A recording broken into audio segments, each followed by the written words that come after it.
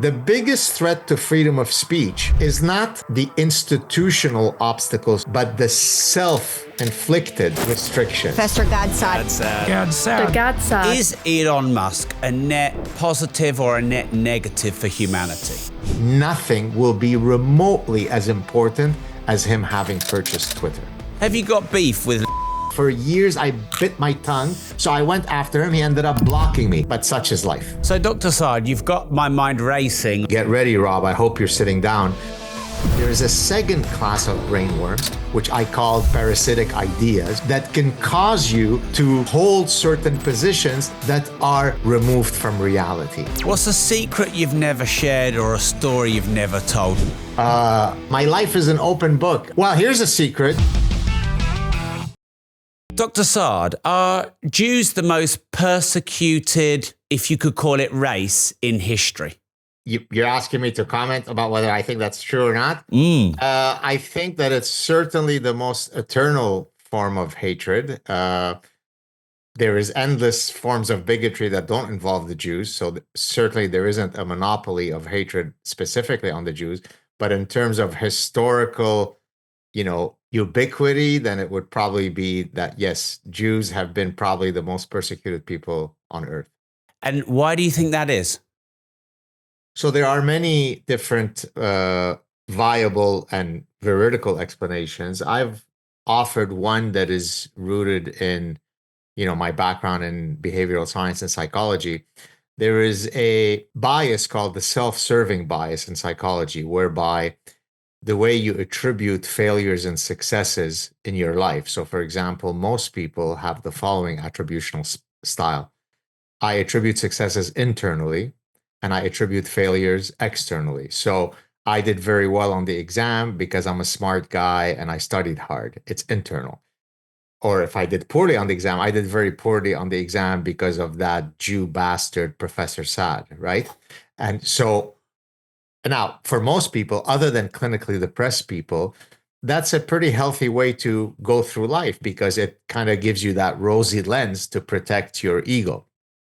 Now, imagine if I can have a mechanism by which I can attribute all failures externally, as I just explained, and I've got the perfect culprit. It's the Jew. So why am I not successful? Because the Jews control Hollywood. That's why I never made it as a Hollywood star.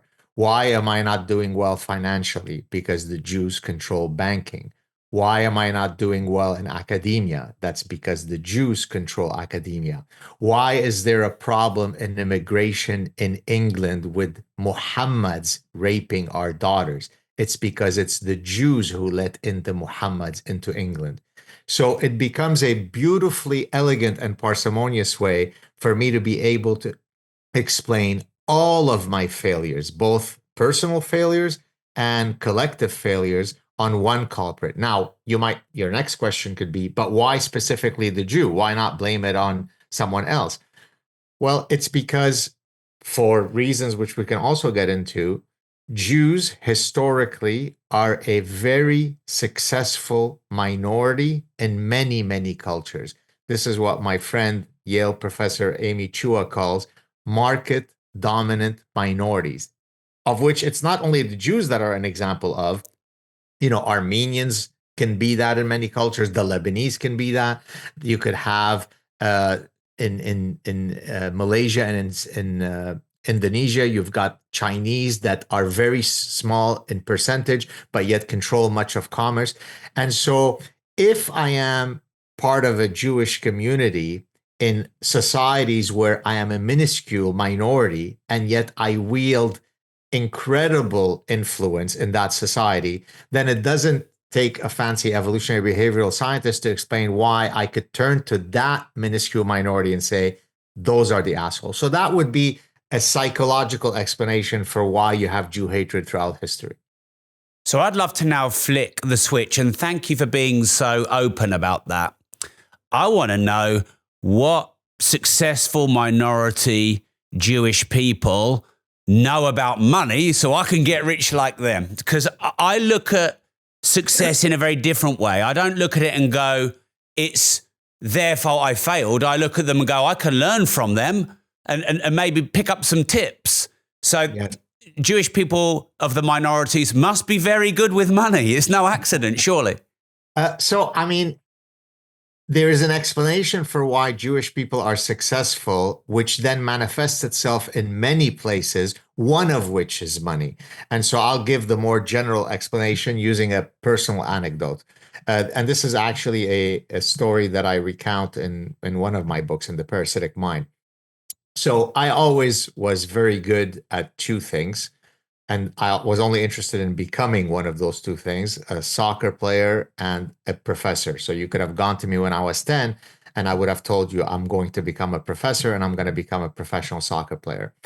For various reasons, which I've recounted elsewhere, including in The Parasitic Mind, my soccer career didn't flourish as much as I would have liked it to. I did reach a high level, but not nearly as high as I would have wanted to, injuries and so on. And so I quickly then embarked on my academic career, got my first degree. And me telling you about my CV is relevant to the story. So I'm not just using this opportunity to tell you about my degrees. So my first degree was in mathematics and computer science at one of the leading universities, certainly in Canada, if not the world. My second degree was an MBA with a mini thesis in operations research, which is an applied mathematics field. And then I was going on to pursue my MS and my PhD. At one point, I had been invited to University of California, Irvine. They had accepted me for my PhD. I ended up going elsewhere to Cornell. But because I was visiting UC Irvine, it happened to be where one of my brothers lived. He's he's 10 years older than me. At the time, he was a very successful entrepreneur. And he was trying to convince me, since he lived very close to that university, he was trying to say, well, look, you already have an undergrad and MBA. Why don't you come work with me, put on the proverbial suit, get a couple of years of experience, and then you could go back to pursue your PhD. He's my older brother, so I have to be respectful and listen to him. But I really was not interested in not pursuing my PhD because I already knew what my trajectory would be. Well, when my mother got wind of the fact that my brother was trying to convince me to not pursue my PhD, and I had returned to Montreal and I was visiting them at their house, she takes me in sort of very alarmed, agitated state to another room, says, I have to talk to you. I'm thinking, what's up? I say, what's up, Mom? She goes, well, I'm hearing that you're thinking about quitting school.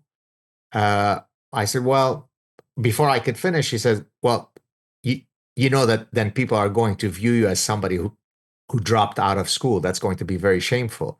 Now, that answers your question. Having an undergraduate degree in mathematics and computer science and an MBA, both of which were degrees from a top global university, if I stopped at that point, I would be perceived as somebody who dropped out of school.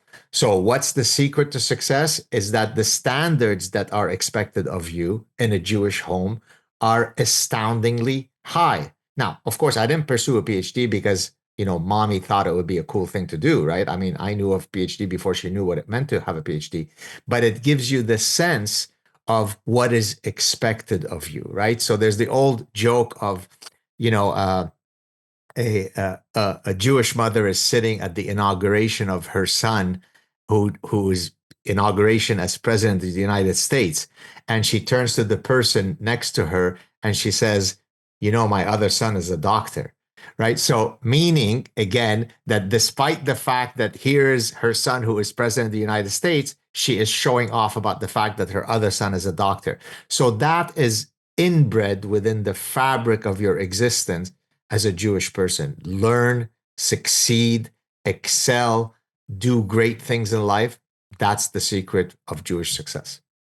So 2 questions from that. One, is that healthy? Because an overbearing parent can have drawbacks. And 2, is there a way we can create that accountability within ourselves and hold ourselves to the same high standard? Yeah, great questions. So the first one first, in my latest book, in the happiness book, I have an entire chapter on something that Aristotle had already explained to us, the golden mean. The golden mean, put in the parlance of today's language, too little of something is not good, too much of something is not good, find the sweet spot. So in the case of Aristotle, in his Nicomachean Ethics, he was talking about, for example, a soldier. If the soldier is very cowardly, it's a bad thing. But if the soldier is so courageous that he's taking unmitigated risks, well, he's going to die in 3 seconds, and that's also not good. The medium, the ideal, the optimal is somewhere in the middle. So to your question, that's the secret to life. You don't want her to be so overbearing that she stifles you. Her meaning the prototypical Jewish mother, but you certainly want her to be more than everybody gets a trophy. You're all perfect. You're all great. No, you got 6 A's and 1 A minus. Why the A minus? Why are you bringing shame to the family? Why wasn't your grade up? So of course, you don't want it to be so oppressive that, you're afraid that you're going to be beaten if you come home with an A minus, but you have to find that temperance point. The second one, how do you teach people to have that mindset? Well, have the accurate attributional side that I spoke about earlier.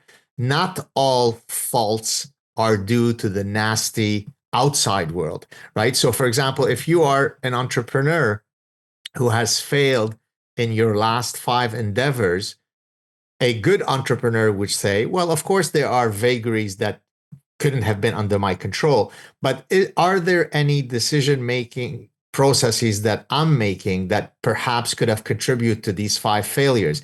Well, the mere fact that you ask that question at least offers you the opportunity to learn from your mistakes. But if I come into the process a priori saying that by definition, it could never be due to me, it must be that the customers are too stupid to have understood my brilliance, well, I'm likely to fail again. So be humble in how you attribute successes and failures in your life. So I want to come to the parasitic mind soon. And I know you're talking a lot at the moment on X about suicidal empathy. I'd like to talk about that. But first, should we fear Donald Trump as the president? No, we shouldn't. I was honored to be invited to Mar-a-Lago last month for a mega event. Mega stands for Make Education Great Again.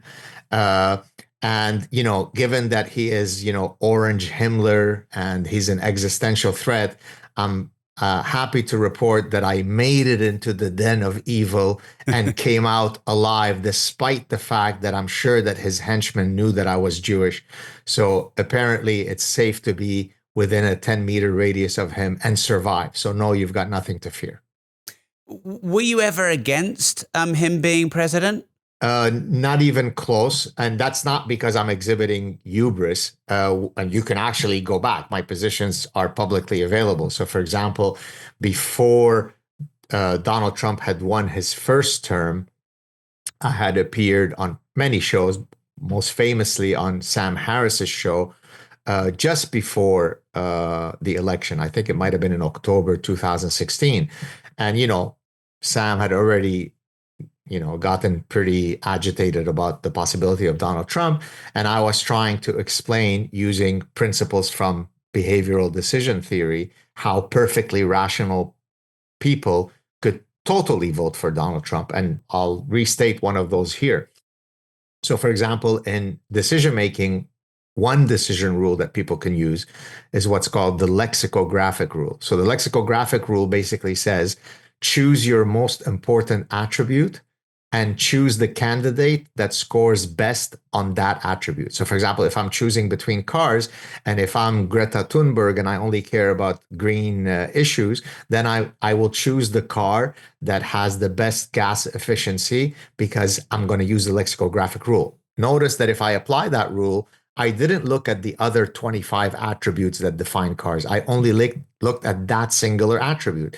Now, consumers use the lexicographic rule for many decisions. When I'm buying toothpaste, I don't care about which one gives me better cavity protection. I just pick the one that's most on sale. Therefore, I'm using the lexicographic rule when choosing toothpaste. So now let's apply that for the choice between Hillary Clinton and Donald Trump at the time, 2016. If all I care about is immigration policy, that's my lexicographic attribute.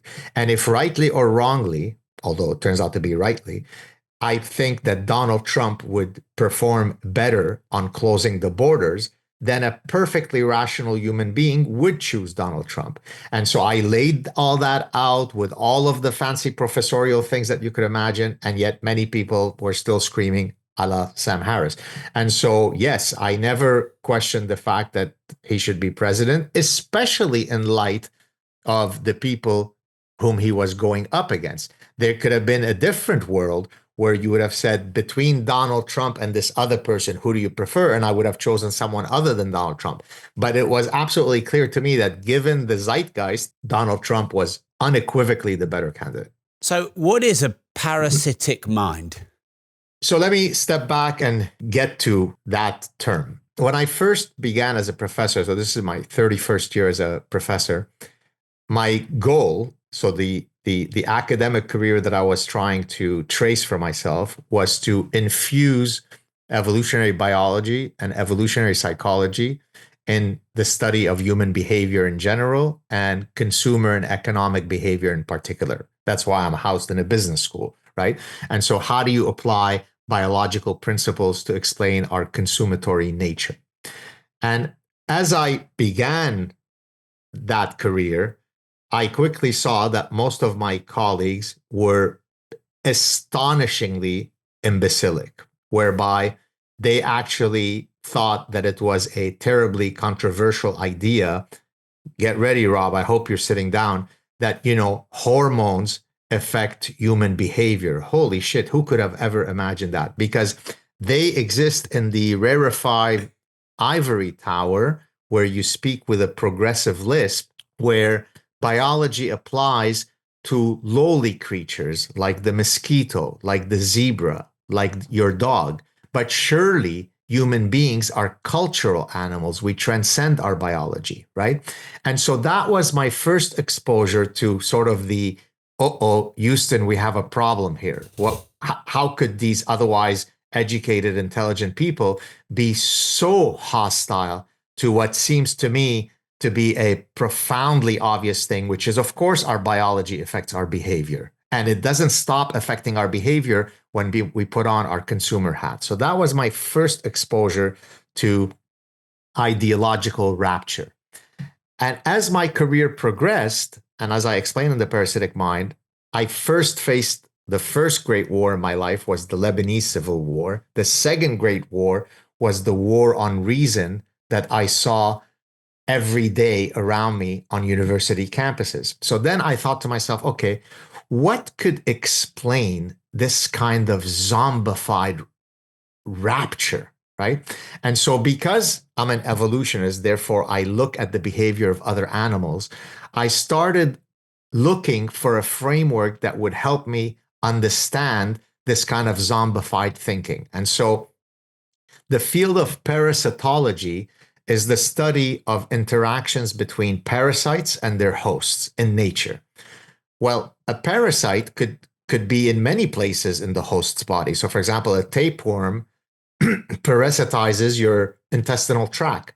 But I was looking for a parasite that would find its home in the host's brain, altering its behavior to suit the interest of the parasite. So once I found that, which is the field called neuroparasitology, I said, aha, I have my epiphany now. I will now argue that human beings could not only be parasitized by actual physical brainworms, there is a second class of brainworms, which I called parasitic ideas or idea pathogens, that can cause you to hold certain positions that are bafflingly removed from reality and hence zombify you, right? So I'll give an analogy for the people who may not be familiar with my work. The wood cricket is an insect that abhors water.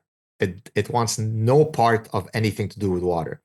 When it is parasitized by a hairworm, it's a neuroparasite, the hairworm needs the wood cricket to jump into water so that it could complete its reproductive cycle. Well, a parasitized wood cricket will merrily jump and commit suicide in the service of that hairworm, right? Because it's zombified, right? That's what explains something like, of course, 6'4", 285-pound John with a 9-inch penis could tomorrow call himself Linda, become a girl, and is fully justified in sharing the bathroom with your 8-year-old daughter. Only Neanderthal baboons would say otherwise.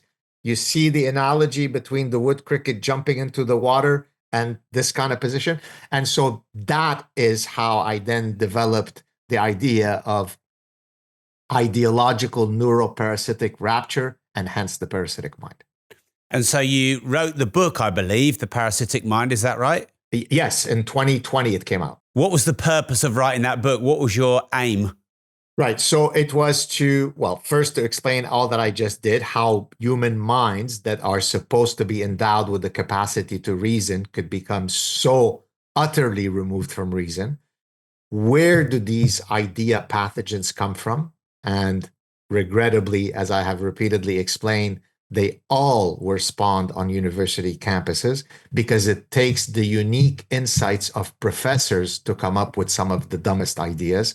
So I explain where those ideas come from. And then toward the end of the book, I offer a mind vaccine against those dreadful ideas. Now, what are those dreadful ideas? Postmodernism is the granddaddy of all idea pathogens because it purports that there are no objective truths other than the one objective truth, that there are no objective truths, right? That's what allows me to then say up is down, freedom is slavery, war is peace, 9-inch penis men are women, and so on, right? So postmodernism is the root idea pathogen from which all of the other ones can flourish. Cultural relativism is another one. Who are we to judge the cultural practices of another culture? If they like to cut off the clitorises of 5-year-old girls, don't be a bigot, Rob. Do not judge others for wanting to do that. Well, that makes me then impotent to be able to fight against these ideas in my society. Radical feminism is another idea pathogen. There are no innate sex differences between men and women. The only reason why Rob can bench press more than Linda is because his parents taught him to play rough and tumble, whereas they taught Linda to play soft and nurturing. There are no physiological, hormonal, morphological, anatomical, behavioral differences between men and women. So each of these idea pathogens start off with a noble cause, but then in the service of that noble cause, if they have to murder and rape truth, so be it. And so what the book does is it traces the history of all this nonsense and then offers an inoculation against the nonsense. Is that to some degree what a woke mind virus is? Yes. So the woke mind virus is using the language of the internet. Woke mind virus is the parasitic ideas that I talk about in the parasitic mind, right? So it is exactly that. Now, many people have asked, but is the woke mind virus something that is unique to the current period? Is there something in the water today that made us susceptible to being parasitized? And the answer is yes and no. The ability for human minds, or the capacity for human minds to be parasitized, is not new to the current period, right? So there was a time, a couple of 100 years ago, where when we thought that our neighbors were witches, where we would throw my neighbor Linda into water, and if she swam, then that proved that she was a witch, and then we would burn her at the stake. And if she sank and drowned, then oops, I guess she wasn't a witch, right? And that was a perfectly reasonable way to organize society. So that was a parasitic idea. There was a time when we thought that the Black Plague that killed, I think, 1/3 of Europe, guess who was the cause of that? Yeah, you guessed it, Rob. It was the Jews, right?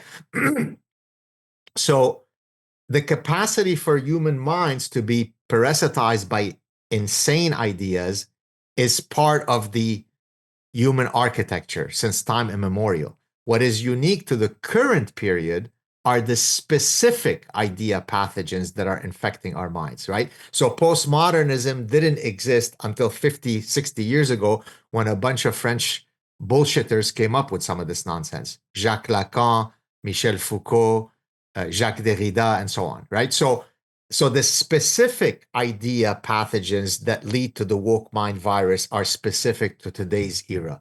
But the capacity for the human minds to believe bullshit, that has existed since the start of time.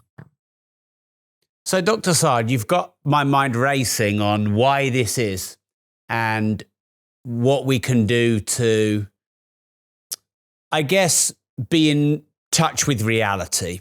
So, something I've aspired to do for many years, I've been an entrepreneur for 20 years and trying to successfully balance having a successful business, being a successful person, doing good and being commercial and balance all those. One of the things I've tried to seek out is what is objective reality as opposed to subjective fantasy. Because I think that if you're objective about the reality of what's going on in your personal life and in business and on your balance sheet, and if you're a good person or not, you can improve because you can find your strengths and weaknesses. The problem with seeking objective reality is how can we be objective? Because everything is filtered through ourselves. Therefore, we are inherently defined as subjective. So we've almost got to negate self and subjectivity and our own ideologies to be able to seek reality. But is that not impossible? Right. Wow. Big question. It depends in which domain, right? So, of course, to your point and to my earlier point about attributional styles, we tend to have ego defensive strategies that tries to elevate how good we feel about ourselves that may be removed from an objective assessment of how truly good we are, right? So there's the old story of when you ask professors how good their work is, 90% of professors say it is better than average. Well, statistically, that can't be, right? Well, that's because all professors walk around thinking that they're much better teachers than they really are, much better researchers. And there is an evolutionary reason for why we've got these rosy lenses. But when it comes to the pursuit of truth, right? So I wake up every day as a professor and scientist with the epistemological understanding that there is a truth to be discovered. Now, science is humble in that we always say provisional truth, meaning that what we thought was true 300 years ago, we autocorrect and change in light of incoming evidence. So it's not a revealed truth in the way that you would have in religion. It is true because it's in my book, therefore it's true. Shut up, don't test it, right? That would be religious truths, right? But we do believe that there is such a thing as a truth to be discovered. So, for example, in mathematics, there are axiomatic truths, right? That we know are true within the contrived system of that mathematical, axioms. There are truths. So here's an axiomatic truth, which, by the way, has been violated. If I prefer car A to car B and I prefer car B to car C, then through transitivity, it must be that I prefer car A to car C. If I don't do that, I am being intransitive and therefore I'm being irrational.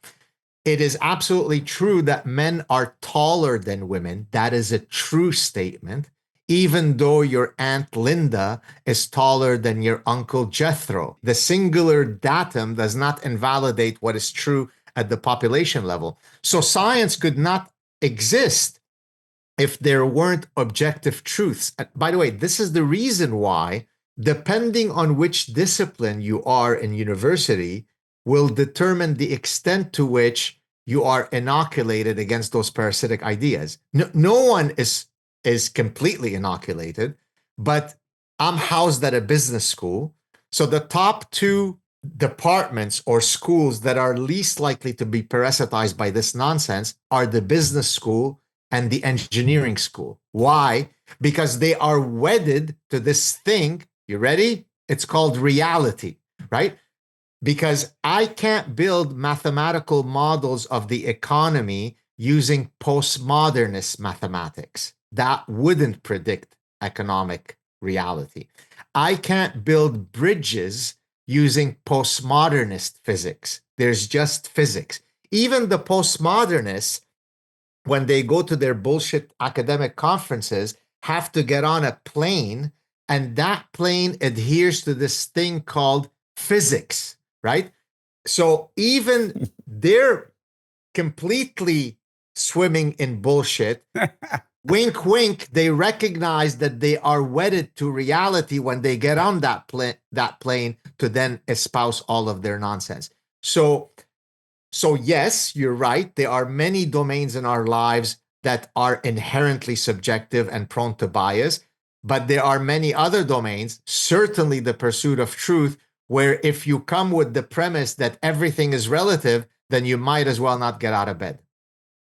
Is Elon Musk a net positive or a net negative for humanity?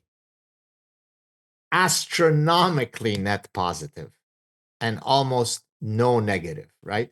Now, I can answer this both just as a person who's in the public space and I can see what Elon Musk is doing, or I can use the fact that I know him personally and have spent time with him. Elon Musk, his metric, and I mean, I'm not speaking for him because we had a public chat where he said this himself. Elon Musk wakes up every day and says, what are some important problems that exist and how could I put my mind to solving those problems? That strikes me as something by which we should all be adhering to those pursuits, right? So,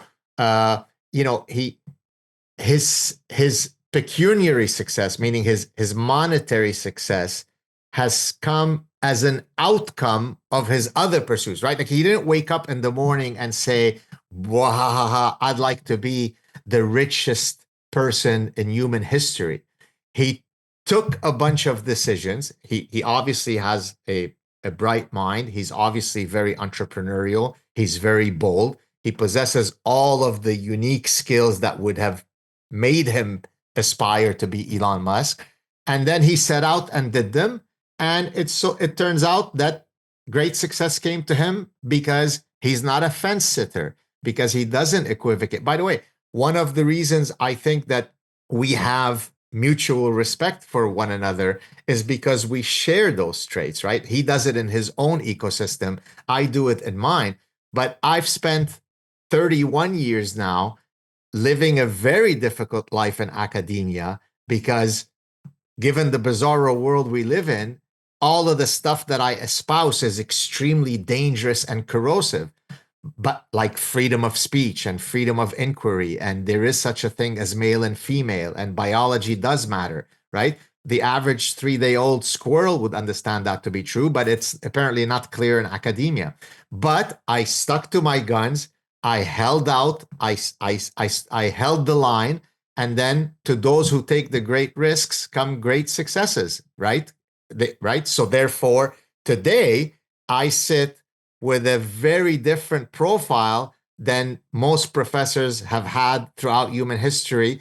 But I never set out, right? I never set out with, I hope one day to be famous enough that Elon Musk notices me, or that I could be well known enough that Rob Moore or Piers Morgan invite me on my show. I took certain decisions, I took certain stands, and then the right people pay attention to that. And so live your life with authenticity. If you do, hopefully good things will happen. Do we have true freedom of speech? And if we do we have Elon Musk to thank for that in part? I mean, we don't have complete freedom of speech. And I'm going to answer it in a way that might at first seem surprising. The biggest threat to freedom of speech, I mean, short of you living in North Korea or under ISIS, is not the institutional obstacles to freedom of speech, but the self-inflicted restrictions.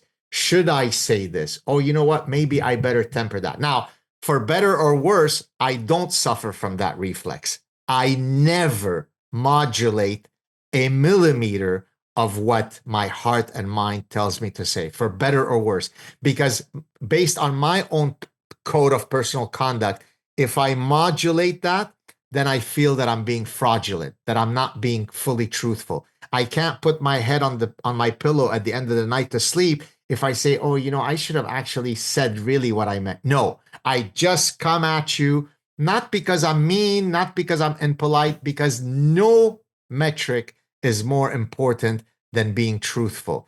So we don't have full freedom of speech, because we self-regulate, unfortunately, right? So the student who sits in class, notwithstanding that you tell them, please feel free to say whatever you want in this class, even though I've given them full reign to say whatever they want, they may decide, I better not say that I actually love Donald Trump because my group members will think I'm a bad person, so let me shut up. Well, therefore, he doesn't have full freedom of speech because he's self-regulating.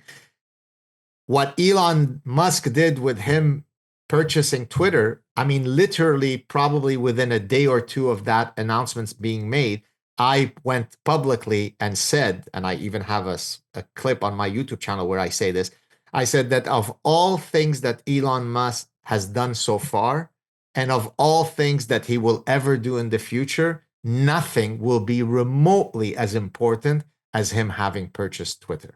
And I think the reality proves that to be an accurate prediction, because imagine the world we would be in if we weren't able to speak the way that we can on X today. It would be unthinkable. Wow.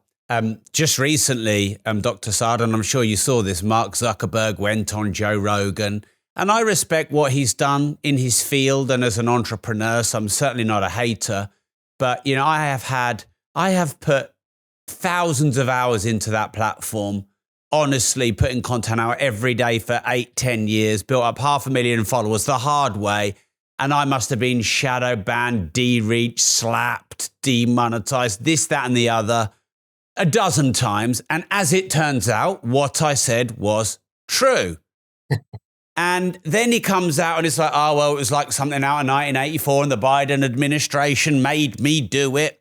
And we're getting rid of fact checkers and we're all for no censorship. And part of me thought, hallelujah, I support the right decision.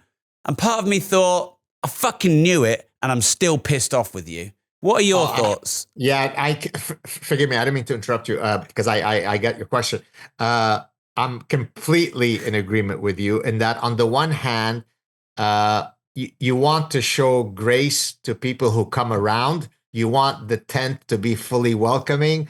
You want to adhere to the adage, better late than never. So yes, I agree with you, but I also share your incredible frustration, not only because for probably 8 years, I didn't have a single growth of my following on Facebook, right? So I could have millions of followers elsewhere. And even till today, I'm almost, and by the way, I've been rejected getting verified on Instagram many, many times, right? Because no one's ever heard of me, right?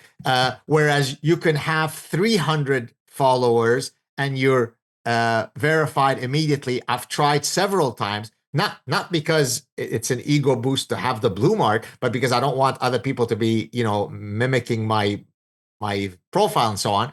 And it's been rejected. And now if you go on Instagram, I'm not verified. So but I actually have even more disdain than you do towards Mark Zuckerberg. I was mentioning earlier that there's nothing more important than authenticity, than truth, right? I admire Elon Musk greatly because he exhibits all of those traits. Effort. I'm going to take my position, let the consequences be whatever they may be. That's a man. The one who Sally come lately to the thing, you read the room and you read that your bullshit is no longer going to be tolerated. Suddenly you go on Joe Rogan and give us that. That to me is the definition of what an invertebrate castrato looks like. Invertebrate, no spine, castrato, no balls, right? So I'm going to be less diplomatic than you regarding Mark Zuckerberg. It doesn't take much courage to be the last person who comes around. It takes a lot of courage when everybody in the room says, you're an asshole, to stand up and say, I don't care. I know that I'm right and I'm going to defend those principles. That's why, by the way, in biology, we have what's called a costly signal. And let me explain what that is. It's an incredibly powerful concept, which I originally described in my evolutionary psychology work and then applied it to, say, virtue signaling in the woke context. everybody can put hashtag BLM or can put the Ukrainian flag, right? But that is not a costly signal. It doesn't take much cost to do this. On the other hand, if you speak out against Islam while you're living in Islamic societies, that's a costly signal, right? Now, where does the term costly signal come from in biology? Natural selection is the Darwinian mechanism that explains how animals, including humans, evolve traits that confer survival advantage, right? So, for example, we prefer the taste of fatty foods because we've evolved in an environment of caloric scarcity and caloric uncertainty, and therefore it makes sense that your ancestors and mine have evolved those gustatory preferences. Okay, so that's called natural selection. Sexual selection explains how we've evolved traits that do not confer survival advantage, but confer mating advantage. How? The peacock's tail could not have evolved through natural selection because it actually reduces its survivability. Having a big tail makes it more burdensome to take flight, makes it more conspicuous to predators. So it couldn't have evolved via the process, the calculus of survivability. Therefore, it must have evolved for another purpose. Well, life is a two-step game. First, I've got to survive, but I could survive all you want. If I don't extend my genes, it's for naught. Therefore, I have to survive and reproduce. Well, to reproduce, I have to attract mates. Therefore, I have to signal something that is uniquely desirable to the other sex. And that's called sexual selection. So, why is the peacock's tail so burdensome? Because for it to be an honest signal, it has to be costly. Okay? Meaning that if the signal that the peacock emits is one that all the bullshitters can copy, then the peahen could not know who is the real genetically superior mate to the one who is only faking it. This is why I explained in my first book, in my 2007 book, The Evolutionary Basis of Consumption, why certain rites of passage evolved to be very costly. So, for example, so there is no rite of passage where I just have to do 5 sit-ups, and if I do, I get sexual access to all the beautiful girls in my tribe. Because every single moron, including the fat ones, can do 5 sit-ups. But if you have to tie my feet to vine ropes that could break, put me up on a platform that's 80 to 100 feet up, have me jump head first into the wind, where if that vine rope does not hold me, my head will splatter.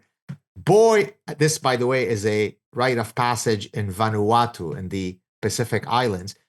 Now, the one who has the courage to do that gets the pretty girls, because we will quickly find out if Rob is courageous or Rob is a cowardly meek guy. That's going to be the costly signal. So all this to say, Mark Zuckerberg did not engage in costly signaling. Elon Musk engaged in costly signaling every minute of every day. That's why he's a hero. So one more main question, and then we'll do a few quick fires. So what is suicidal empathy? In the parasitic mind, I'm arguing that our cognitive system, our thought processes, could be parasitized and hijacked. But of course, human beings are both a thinking and feeling animal, right? We also have evolved our emotional system. Our sense of jealousy exists for an evolutionary reason.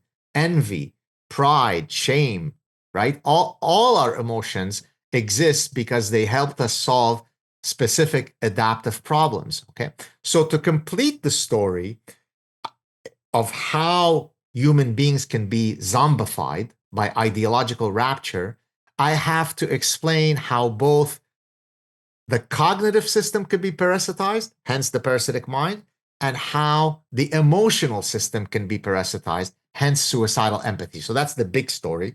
But what is specifically suicidal empathy? Remember earlier I mentioned that everything is within moderation. hence the inverted U shape. Too little, not good, too much, not good, somewhere in the middle, the Aristotelian golden mean. Well, there is nothing inherently bad about empathy. As a matter of fact, we've evolved our sense of empathy for very important evolutionary reasons. We are a social species. We need to put ourselves in each other's minds. This is called theory of mind. One of the ways I develop theory of mind is by having the reflex of being potentially empathetic to your plight, Rob, and that oils our sociality. So there are perfectly valid and evolutionarily important reasons why we should be empathetic. But when empathy misfires, when it's misregulated, when it targets the wrong targets, when it is hyperactive, to the point of it becoming suicidal, that's called suicidal empathy. And let me draw an analogy. OCD, obsessive compulsive disorder, is a debilitating psychiatric condition, but its roots are in an evolutionarily adaptive mechanism. So let me explain what that means. The fact that we scan the environment for environmental threats makes perfect evolutionary sense.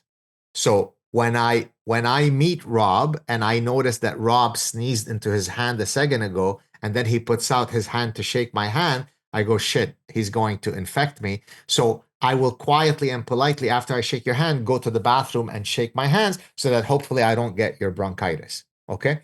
So it makes perfect evolutionary sense for all of us to have developed the mechanisms of checking the environment for threats. I check the back door to make sure it's locked.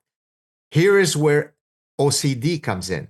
That warning flag that makes me attend to your having sneezed into your hand and then I go wash my hands, the warning flag comes up, I tend to it, and it goes down, and then I move on with my day. But if the warning flag is so hyperactive that I spend 8 hours a day washing my hands in scalding hot water to the point that my skin is peeling off, that I can't get to work because I can't extricate myself from the infinite loop of my germ contamination fear, then it becomes maladaptive. So I take this principle and I argue that that's exactly what's happening with empathy. Within certain norms of reaction, empathy is perfectly evolutionarily adaptive. Once it misfires by becoming not only hyperactive, but by targeting the wrong target. Yes, Guatemalan people deserve good things in their life, but they don't deserve it more than American vets who've lost their limbs fighting our war. I'm speaking if I were an American now, right? So yes, if I had infinite empathy, I would met it out to everybody in equal measure. But that's not the world that we live in. It has a fixed, just like your car tank has a fixed amount of gas in it.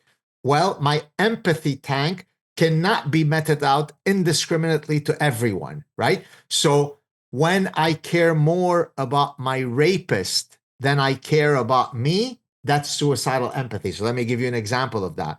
There is a guy in Norway, because in Norway, they're incredibly empathetic, much, much more so than all of you Neanderthals. So in Norway, and by the way, on his bio, he says that he is an anti-racist and male feminist ally. We already have a problem. Okay, so he got sodomized by a noble Somali immigrant. Okay, now in Norway, a typical rape is, no McDonald's for you for 3 weeks. That's your punishment, okay? They're not exactly terribly judicious in their application of the penal code. So he got, I don't remember the exact details. It's all referenced in my forthcoming book. He meaning the Somali immigrant, got whatever, a 3-year sentence or something for sodomizing another man, raping him. But then when the sentence was over, he was going to be deported. The guy who was sodomized felt incredibly bad and incredibly guilty because now his sodomizer would not flourish maximally in Somalia and have all the opportunities that he would otherwise have in Norway? Well, when you are sodomized by someone and you stay up at night worrying that your sodomizer is now not going to lead the most maximally flourishing life, that's called suicidal empathy. Has that proliferated out into society, hence why you're writing about it? Oh, it pretty much explains every single insane public policy that has gripped the West into its death spiral, right? I write something about, the dangers of open door immigration. Some degenerate lobotomized imbecile will write back to me, "You're such a hypocrite. You're an immigrant, as is your buddy Elon Musk." Okay, so now imagine what kind of lack of cognitive ability that is. I'm called an immigrant.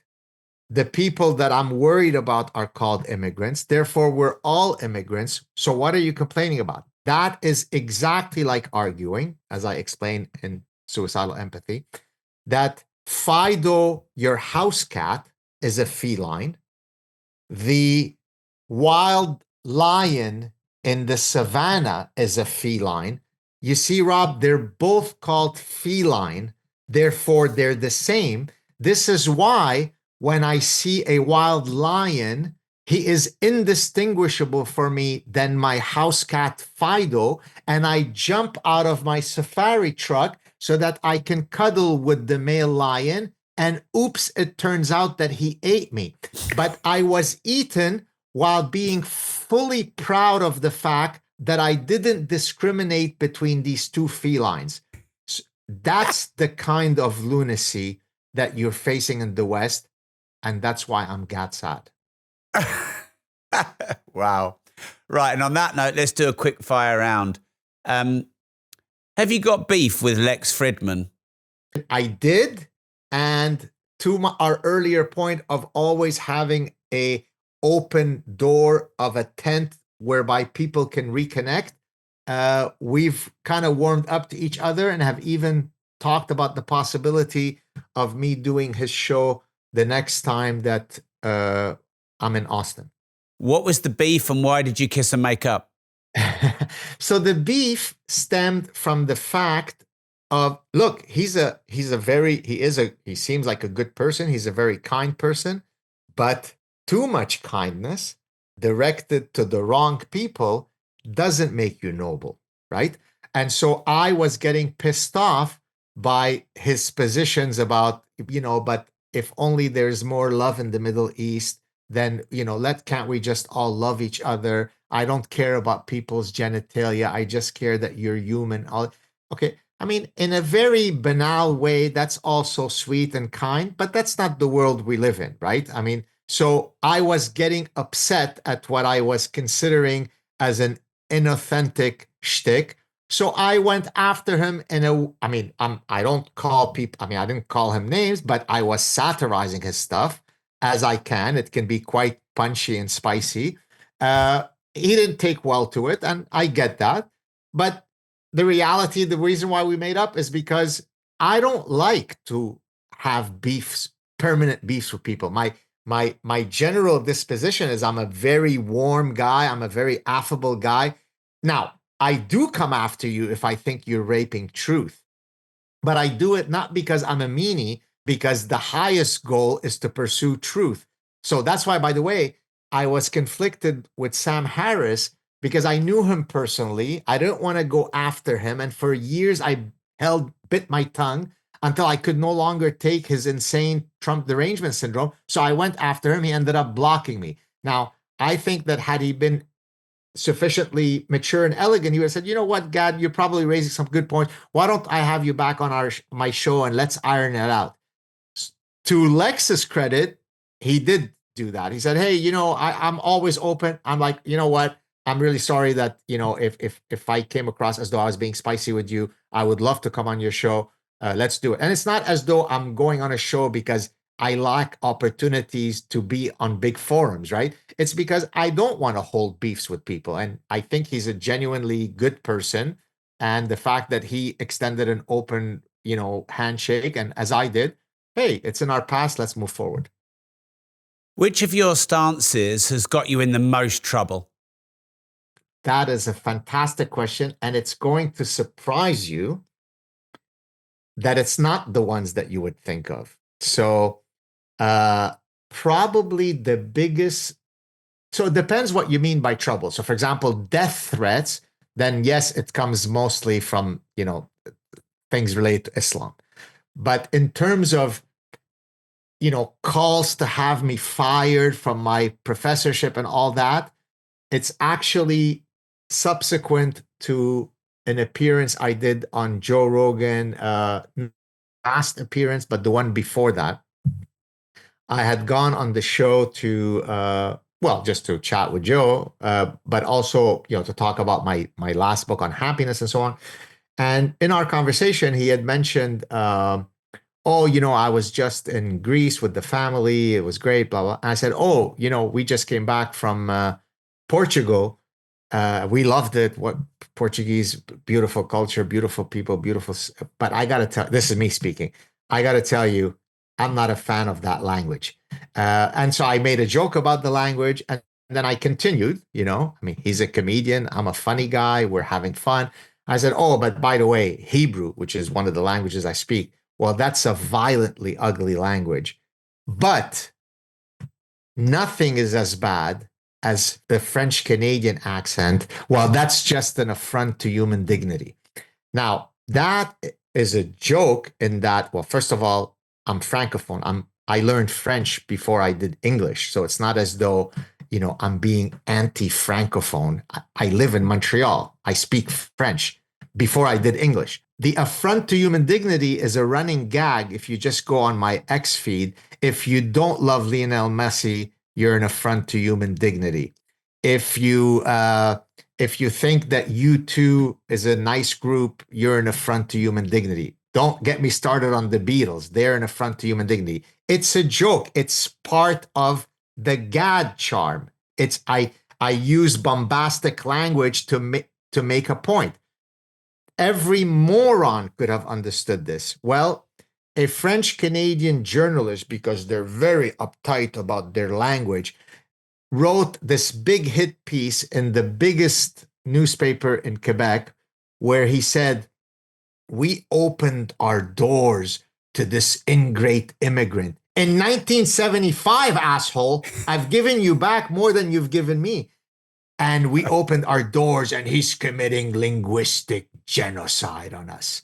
Yes, because I joked flippantly in a 1 second period about the French Canadian accent. By the way, thousands of French Canadians wrote to me and said, I'm French Canadian. And I was cracking up laughing because I agree with what you said. Our accent sucks.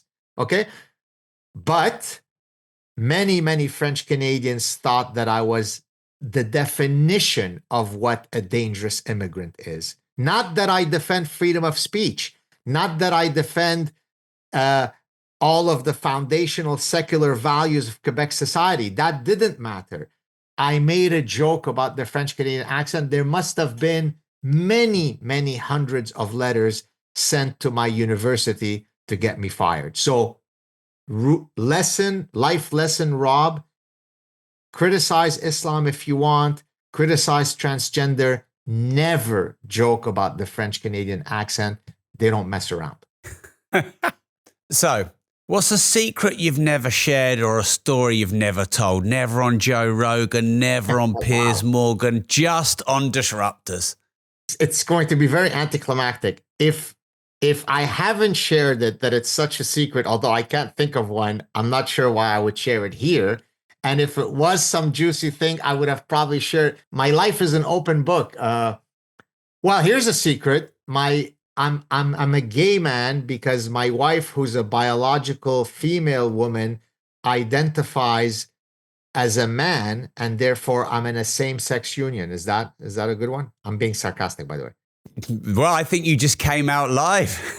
Exactly. Now, I don't want to be dishonest. I do believe that I've previously come out as a gay man, so I'm not sure if it adheres to your goal that it would be the first time here. But let me reiterate, by virtue of being married to a transgender man who is a biological female with whom I've had children, I am a proud gay man in front of you. Hallelujah. Do you feel empowered? Just the authenticity is just streaming through. Okay, so what's your biggest failure or regret? Almost all of the ones that I have listed as regrets, because in the happiness book, I have a chapter on live your life so that at the end of your life, when you're sitting on the proverbial porch and looking back at your life, you hopefully have as few regrets as possible. And in the pursuit of writing that, I wanted to answer the question that you just asked me. So at one point, I was chatting with Megyn Kelly. Do you know who Megyn Kelly is? Yeah.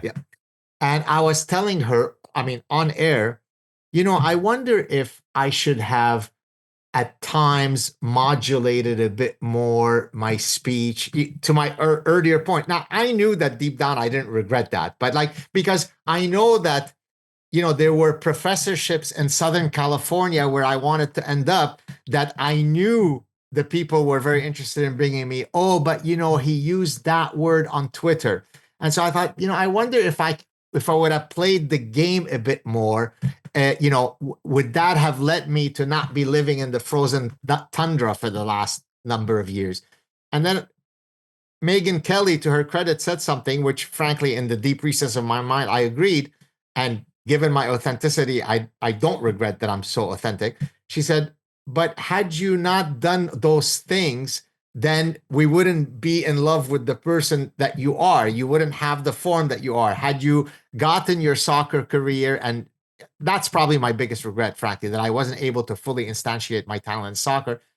Her answer was, then you wouldn't be who you are. So probably every 4 years when the World Cup comes and I see the magic of the World Cup, and I think, my God, how metaphysical it would have been to be playing in a field with 100,000 people, screaming when you make a beautiful pass.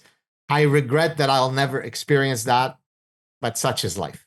So I know you've written a book about happiness, and I've been trying to figure out happiness, maybe more deep or intellectually, maybe the last 20 years. And a mentor of mine was sat in the back of a car as we were going to an event, and he was meditating, and I was finding it a bit weird. And he came out of his meditation and he looked at me and he said, Rob, I gave up happiness years ago because it made me so damn depressed. Right. And that really, upside downed my thought about happiness, which was, the pursuit of freedom and, feeling good, whether it was elation or contentment or, satisfaction. But I realized, this is a theory I'd like to ask you about, is that I don't think happiness is the goal of life. I think it's an ideology that's very much of the left. It could be suicidal empathy, in fact, to think that the mission is happiness, and Johnny got 6th place and we're all really happy. And I feel like my happiest moments have been right after the hardest moments, the hardest interviews, the hardest property projects we've developed, the hardest challenge. Immediately afterwards, you get that sense of, I earned that, I beat that, and I feel good. What's your theory on happiness? Yeah, that's a great question. So in the last chapter of my happiness book, I take a quote from Viktor Frankl on The Meaning of Life, where he's saying, you don't seek success. I'm paraphrasing it. I don't have the exact quote in front of me, but it is an outcome of making the right decisions. And I said, well, just replace the word success with happiness, and there you have it. So I don't wake up in the morning and say, what are the willful things that I can do to be happy, right?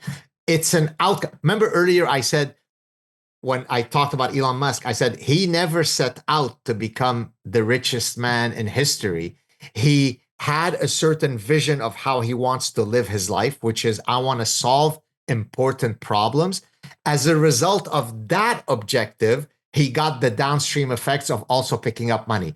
I view happiness the same way. Now, about 50% of our individual differences in happiness stem from our genes. Now, that part you can't control. You're born with a sunny disposition, or you're born with a more dour disposition. That you can't control. But the good news, Rob, is that if 50% of your happiness is inscribed in your genes, that means there's another 50% up for grabs. Now, I don't wake up and say, so what can I do to be happy? But I do know that there are certain predictors that if I adopt those mindsets, or if I make those right decisions, it will statistically increase my chance of being happy. So, for example, I argue that the two top decisions that will either impart the most happiness or the most misery upon you are choosing the right spouse and choosing the right profession.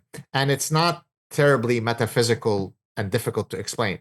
If I wake up in the morning next to someone and my reaction is either yes or, oh, not another one next to this one, well, I'm on my way to either being very happy or being very unhappy. Now, after I leave that person, if I go to a job that gives me great purpose and meaning, to your point, the toughest interview you did, you came out, yeah, that was amazing. The toughest real estate project that you did. If that gives me purpose and meaning, okay, great. And now I return home to that person that I really love. I've pretty much cracked the code of living a good life. Now, is it guaranteed that the person you choose will give you? No, that's why life is navigating through statistical probabilities.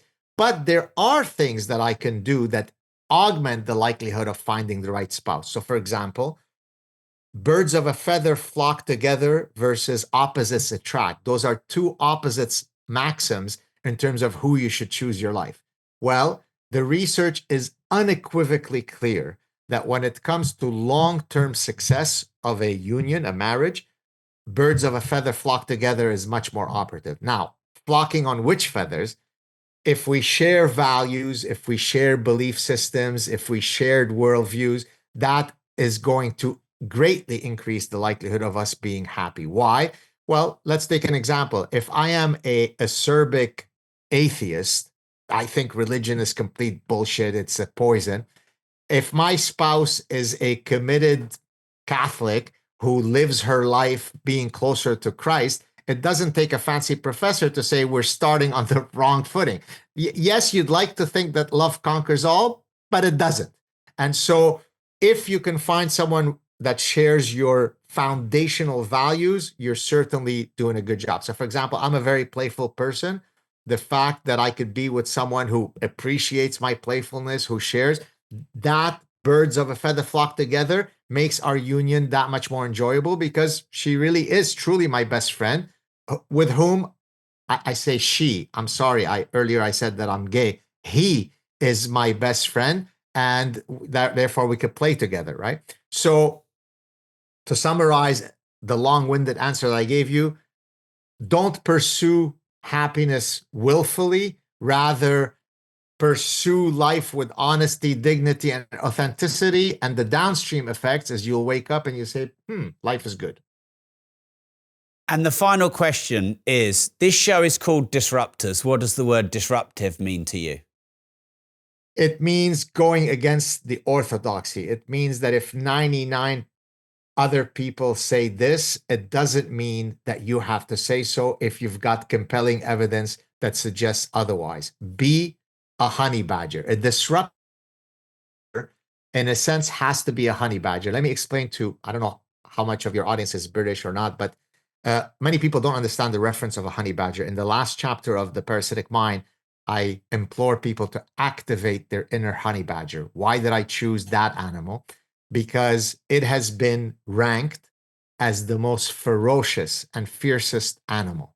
Now, that's a big title to have, because there's a lot of fierce animals out there. It's the size of a small to medium-sized dog, 40 pounds, and yet it is so ferocious that 6 adult lions can come to it in the savannah, and they see it and they go, oh, I don't want to mess with this guy. How does it do that? it is astoundingly self-assured and ferocious, right? So that the lions are thinking, okay, I can go after it and probably he's going to give me a good licking, or I can go elsewhere. So it stands as though it's 6'8", even though it's 5'3", so to speak, right? And therefore, when I tell people activate your inner honey badger, I'm not imploring them to be physically violent. I'm saying, look, if you have a certain set of principles that you can fundamentally defend, don't cower away. Be a disruptor, be a honey badger, fight for what's right. And where are you most active on social media, and which one of your books should we start with? Thank you for that question. Probably by far the place where I've got the biggest reach and where I contribute the most is on X. So at Gadsaad, GADSAAD, that's the place. Of course, I host a show called The Sad Truth, both on YouTube and on podcasts, so you can watch me there. In terms of the books, probably the one that has resonated the most with people so far has been The Parasitic Mind. So, of course, I recommend that. But each of my books, is quite different. If you're very interested in, evolutionary psychology and how an understanding of our biological heritage affects our human behavior, then you want to go into my earlier books. If you're interested in happiness, you want to go to my latest book. But probably the kind of entry point to Saad that most people are not familiar with is The Parasitic Mind, because it was the most popular book I wrote. So this has been fun, entertaining, enlightening. I've had a great time. Thank you for being on the show. I reciprocate all those warm sentiments. Thank you so much. It was a pleasure talking to you. Cheers.